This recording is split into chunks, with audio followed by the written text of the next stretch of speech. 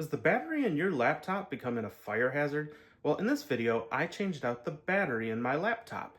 And my goal with this video is to keep it concise enough that it's not too boring, but yet I'm going to err on the side of completeness because I want you to have the confidence at the end of this video to say, well, you know what?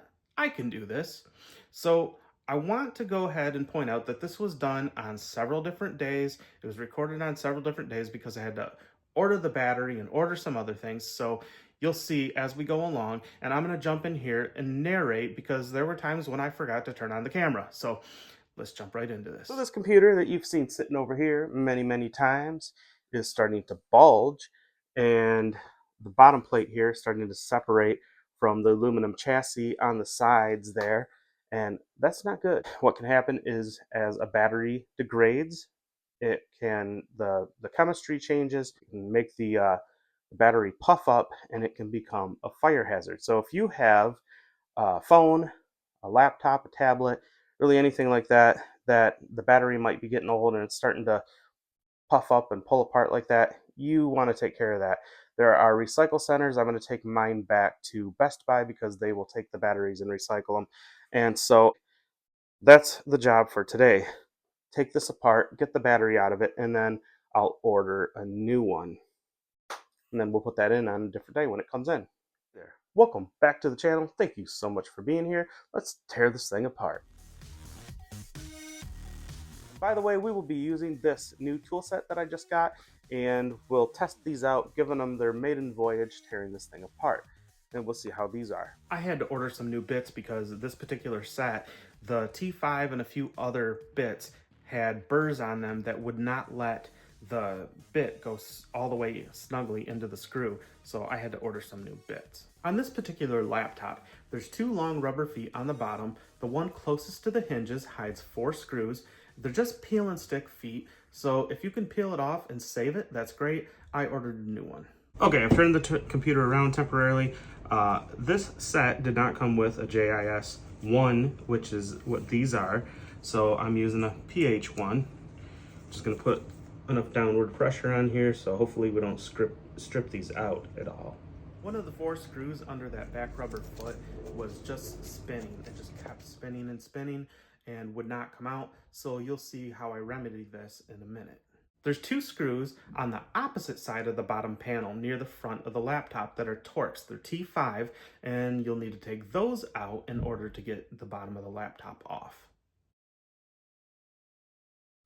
Wow, so much easier when you have a bit that's not malfunctioning straight from manufacturing, you know? Wow, look at that. A bit that that doesn't have manufacturer's defects makes all the difference. This screw still just spins. The problem is you can't just pull straight up because there are clips under here. So I'm trying to see if I can pull those clips out one at a time.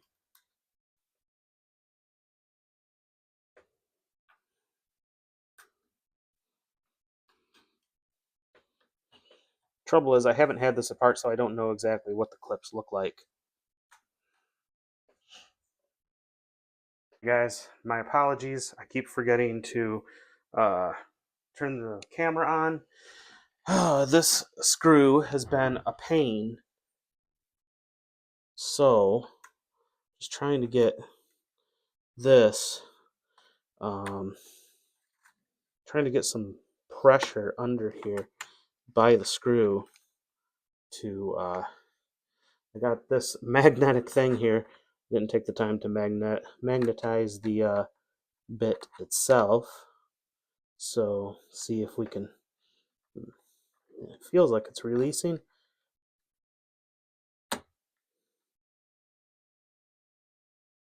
Feels like it worked. I heard a click too.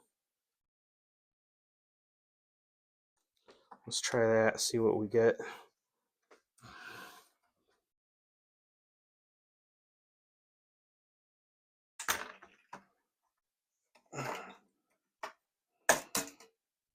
Finally, It is free.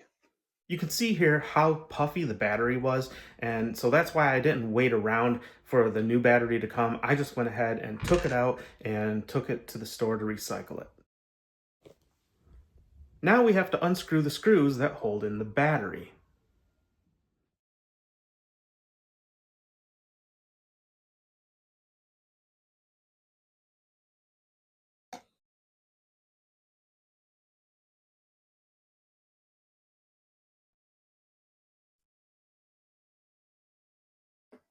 Battery connector just slides out to the right when you have the laptop oriented with the battery closest to you. All right, it's a new day. We got a new battery, but before I show you that, I thought I would show you this because in my opinion, and this goes for whether you're fixing a deck or a piece of electronics or anything like that, anytime a screw shows any bit of wear, I think it's well worth it to go ahead and replace it because the last thing you want to do is be spending hours trying to remove a stripped screw next time you're working on the thing. So with that in mind, I got some new screws. We have 2mm and 10mm, which are the two lengths that we need for this particular laptop. And it actually came with this little tiny screwdriver. The only differences here are that the old screws were mostly like a silverish color or nickel color, and these are black, obviously. And the other ones had, I believe, JIS and Torx, and these, I believe, are all Phillips.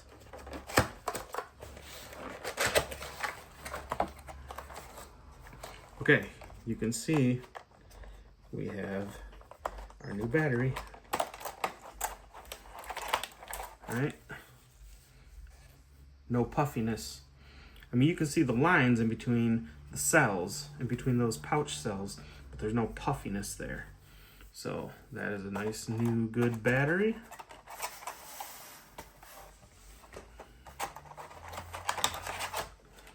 It also came with this little plastic spudger that looks more like a guitar pick and two different screwdrivers.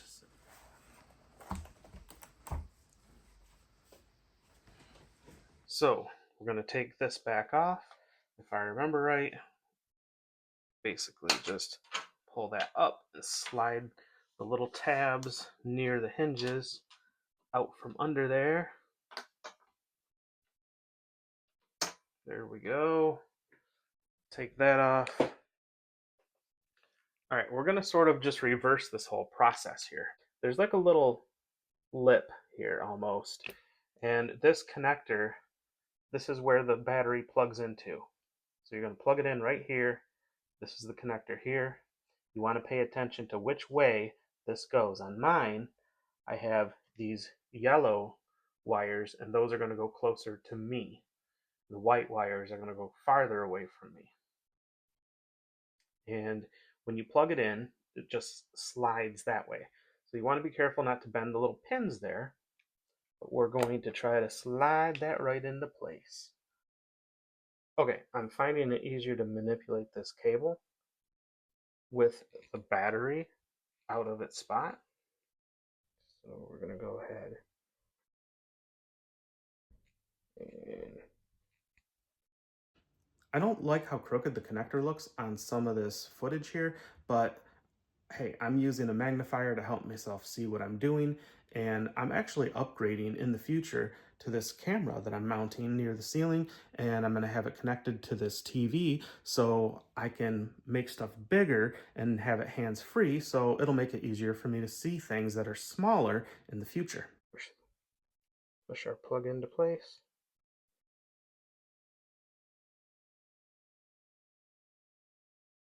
All right, now we'll get this lined up with the screws to mount it. All right, so on these battery connectors, there is going to be a little post and a screw hole.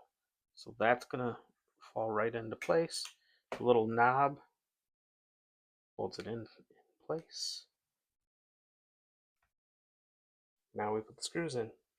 I had to get some more light and a magnifier so I could see this a little bit better. So all the screws are in, they're at least started. You'll notice that there's an arrow by each screw, and I want to show you that you do not have to give this a lot of torque. So I'm basically, when I get to where it feels tight, even just 2 fingers, I'm going to let that go because I don't want to strip these. I don't want to have any kind of issues with that. They don't have to be, you don't have to be Superman or the Hulk to put these in. So now that battery's in, it's connected, and screws are holding it in. We're going to go ahead and put the bottom plate on. Okay, you can see back here where the hinges go, right? So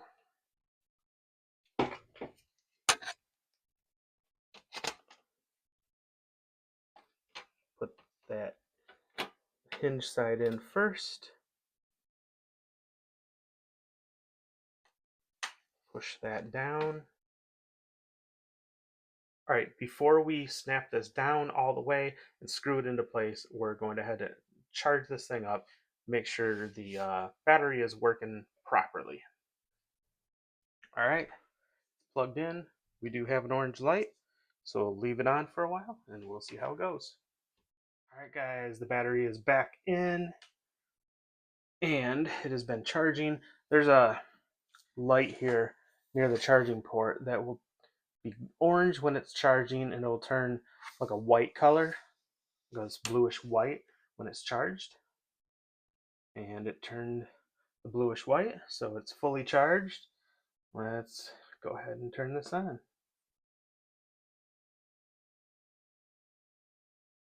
There we go. I hear the fans. In fact, I felt it on my hand.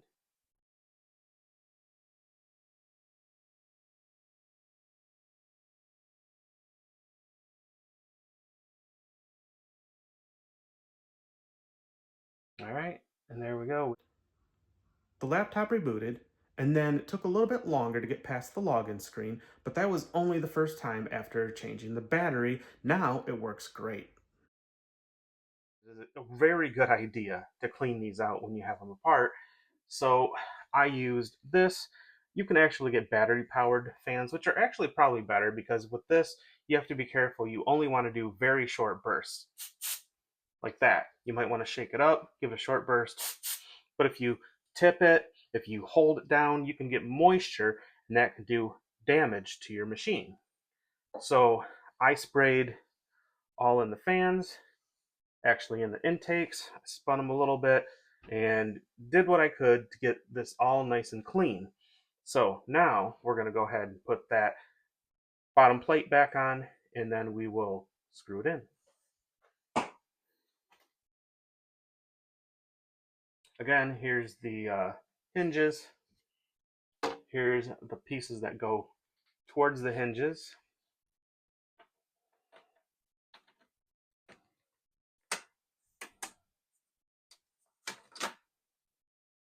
Gloves catching on the little bumps under there.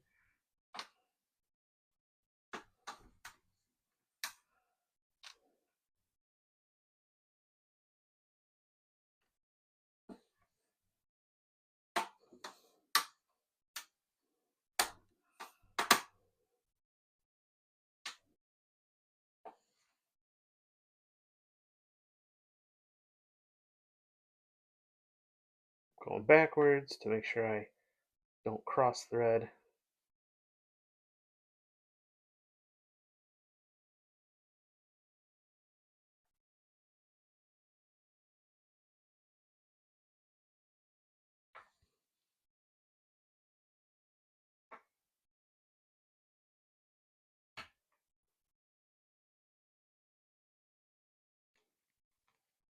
Okay, so these two were the 2mm screws. I'm going to spin this around, and now we need 4 of our 10mm screws. You can see this is way longer.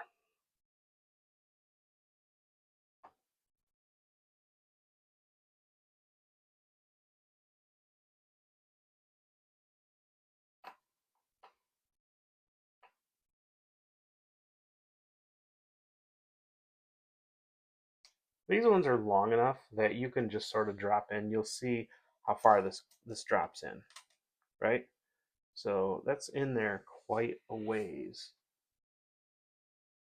So, but what I like to do is just to be sure that I'm not going to cross thread them, I'm going to get the screwdriver in onto the screw, and I'm going to spin it counterclockwise until I hear that click, maybe once or twice.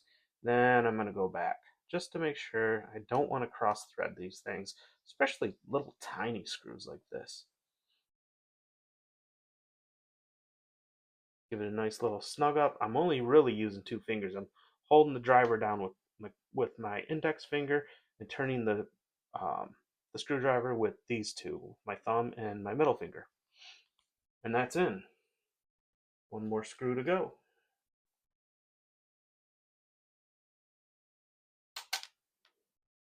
All right, once again, it falls way down in there.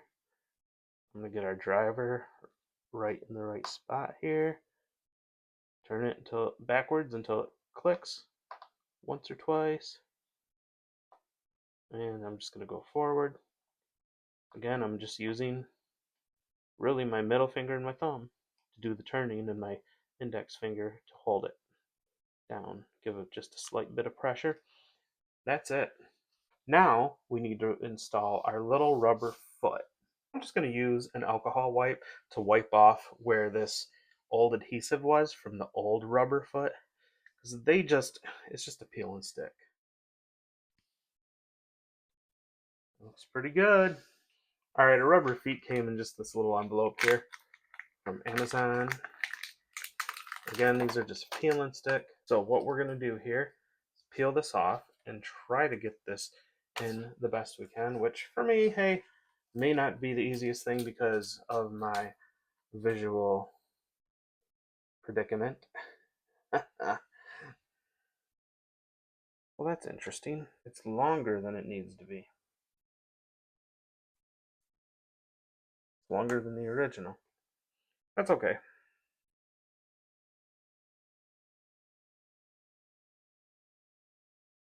I was going to leave those intact, but I think I might snip those off.